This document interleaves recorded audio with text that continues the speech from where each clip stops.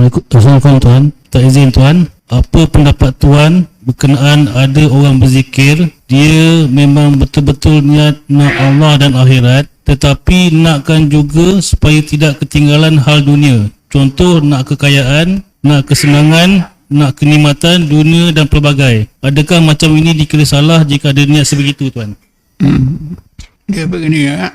Kita tengok contoh. Sahabat ada tak yang kaya raya? Ada kan? Adakah Nabi larang mereka jadi kaya raya? Abdul Rahman bin Auf, Sayyidina Osman. Sayyidina Osman pun salah seorang sahabat yang kaya. Dalam sebuah buku yang pernah saya baca, Sayyidina Osman ni ketika dia jadi khalifah, dia tak pernah ambil gaji. Ya? Orang tak ambil gaji ni dalam Islam, mula-mula Sayyidina Osman. Sebab apa? Dia dah cukup. Malahan bila di Madinah, beliau wakafkan tanah kebun kurma dia yang terbaik, dia wakafkan. Sehingga sekarang Kerajaan Arab Saudi dirikan satu hotel. Hotel itu namakan Hotel Sayyidina Osman kerana mengenangkan jasa beliau. Jadi untuk jadi kaya ni Allah tak larang. Allah tak larang. Tapi yang Allah larang ialah kekayaan itu mengambil tempat dalam hati. Dia kekayaan itu di tangan, tak ada dalam hati. Kalau kita boleh macam itu, okey lah. Tapi siapa boleh macam itu, tuan-tuan? Kekayaan di tangan, tak ada di hati. Ada satu cerita di zaman Abu Jaid Bustami, bukan Abu Jaid Bustami, seorang syekh, seorang sufi, dia ramai murid. Muridnya ni bingung. Tuan dah ajar tentang zuhud. Saya tak faham. Kita ni tak boleh ke ada harta? Mesti ke kita hidup miskin supaya kita zuhud. Kata guru dia ni, beginilah. Kalau engkau nak tengok seorang yang zuhud, boleh awak jadikan contoh, awak boleh faham, awak pergi ke kampung sana. Kampung sana itu ada seorang syekh namanya Sipulan. Jadi si murid ni pergilah kampung tu. Tanya, jumpalah. Murid ni terperanjat. Pasal apa? Rumah saya ni sangat besar, macam istana. Dia tanyalah jaga situ, ini betul ke rumah saya Sipulan? Betul.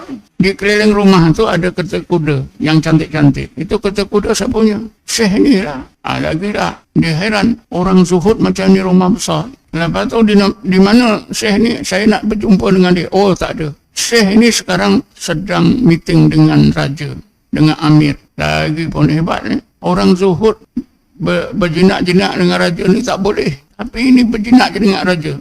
Akhirnya tak lama, tuan rumah tu pun balik. Naik kereta kuda yang special lah. Dia turun saja, orang ni tanya, tuan ini nama Sipulan. Ya. Rumah ni tuan punya? Ya, saya punya. Kereta kuda saya punya. Awak ada nak ke kereta kuda tu? Kalau nak ambil lah. Jadi dia pun balik jumpa guru dia. Saya baru faham tuan. Orang zuhud sebenar saya dah tengok dah. Betul lah kata tuan, orang zuhud sebenar itu di tangan ada, tapi tidak ada dalam hati. Sebab dia offer tadi kan, kalau kau nak ambil ni kereta kuda, bawa balik, bawa lah. Mana ada orang kaya macam ni tuan-tuan. Kita datang rumah dia, kereta berbelas-belas. Ustaz, bawa baliklah satu. Saya pernah pergi orang kaya-kaya ni, kereta belas-belas dekat 20. Kereta yang dinama special punya. Masa itu saya entah macam mana, pasal diambil oleh orang kaya tu untuk mengubatkan bapak dia. Jadi bila hantar balik tu, dia suruh pekerja dia bawa kereta yang buruk. Keretanya berbelah-belah tuan-tuan.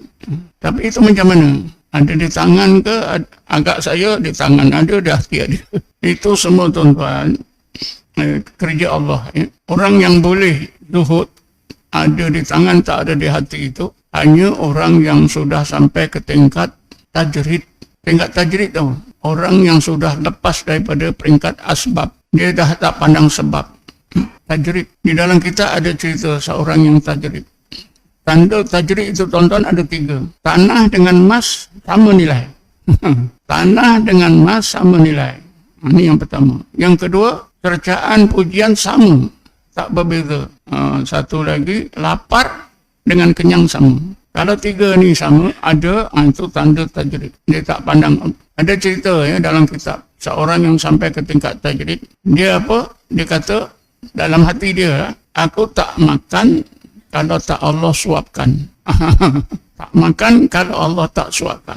Berapa hari dia tak makan, tuan-tuan? Katanya berhari-hari tak makan. Tapi karena dia tajrid tak ada masalah. Kesehatan tak ada masalah. Macam biasa. Dia boleh berjalan, dia boleh solat.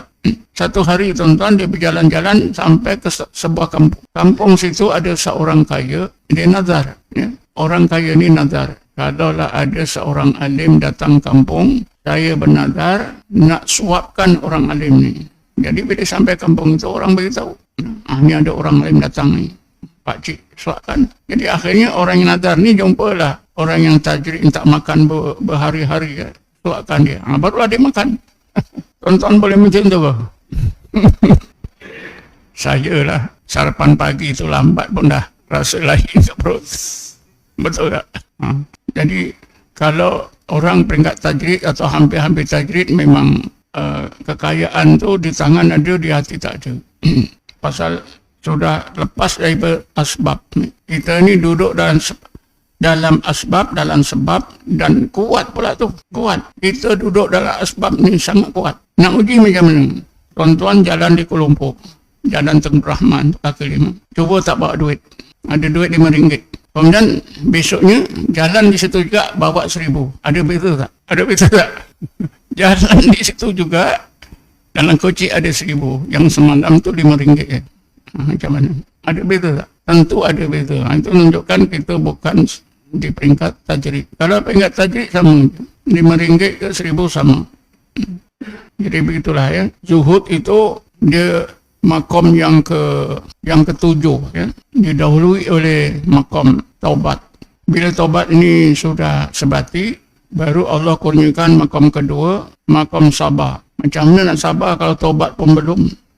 Lepas sabar ni sudah sebati, Allah baru kurniakan makom yang ketiga, iaitu syukur. Lepas tu sudah sebati, baru Allah tingkatkan kepada makom khauf, takut kepada Allah. Lepas tu ditingkatkan kepada makam rojak. Rojak inilah yang menjadikan seorang itu penuh tawakal. Selepas tu baru zuhud. Jadi zuhud yang keenam. Nah, ada taubat, sabar, syukur, khauf, rojak. Barulah zuhud. Kalau 5 bawah ni tak ada, zuhud tak ada. Zuhud sebenar tadi tak ada. Lepas zuhud apa dia? Tawakal. Lepas tawakal, redha. Lepas redha, mahabbah. Ada 9. Ini ikut Imam Ghazali. Setengah ulama' menambah lagi satu, zikrul maut. Makna dia suka mati. Tapi bukan dia nak mati, tapi kedatangan mati itu disambut dengan gembira. Bukan dia ala kalbu yang mati sekarang, bukan itu ya. Dia tahu kematian dia, tarikh itu sudah Allah tetapkan. Dan dia tunggu kematian itu dengan rasa penuh gembira. Ini namanya zikrul maut. Karena kematian itu dianggap pintu gerbang pertama. Pintu gerbang pertama untuk apa itu mendapat rahmat Allah yang lebih baik.